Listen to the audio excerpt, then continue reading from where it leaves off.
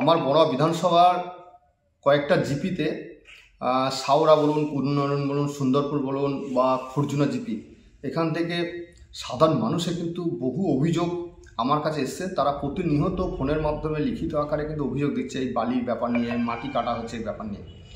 আমি এই বিষয়টা নিয়ে আমার রাজ্যের প্রিয় মুখ্যমন্ত্রী মাননীয় মমতা বন্দ্যোপাধ্যায়ের কাছে আমি লিখিতভাবে এটা জানিয়েছিলাম। সেই মতো কিন্তু একটা বার্তা কিন্তু আমাদের প্রশাসন লেভেলে কিন্তু ওই নবান্ন থেকে কিন্তু এসেছে, সেটা আপনাদের কাছে আমি তুলে দিতে চাই। কিন্তু দেখা যাচ্ছে আমার বড়ুয়া পুলিশ প্রশাসন বা বড়ুয়া যে বিএলআরও প্রশাসন আছেন, ওনাদেরকে আমি কড়া হাতে এই বিষয়টা চেষ্টা করেছিলাম যে যাতে দমন করা যায়, কিন্তু জানি না কোনো অজ্ঞাত কারণবশত সেই জায়গাটা হচ্ছে না।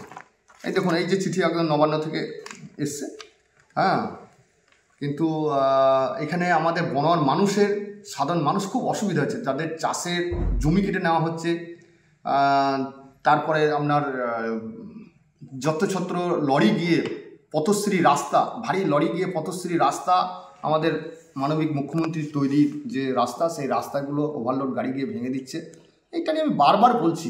আমি বিডিও সাহেবকেও এর আগে আমি অনুরোধ জানিয়েছি, আমি মৌখিকভাবে, আমি বিএলআরওকে লিখিতভাবে এবং এসডিএলআরও, এডিএম, ডিএম এবং আমি যথারীতি নবান্ন সেখান থেকেও দেখুন চিঠি এসছে। সেই চিঠি অলরেডি পুলিশ প্রশাসনকে বলবো এই কড়া পদক্ষেপ, অবৈধ বালিঘাট বন্ধ হোক, ওভারলোড বন্ধ হোক, অবৈধ মাটি কাটা বন্ধ হোক, এটাই আমার দাবি। বাংলা টুডে নাও।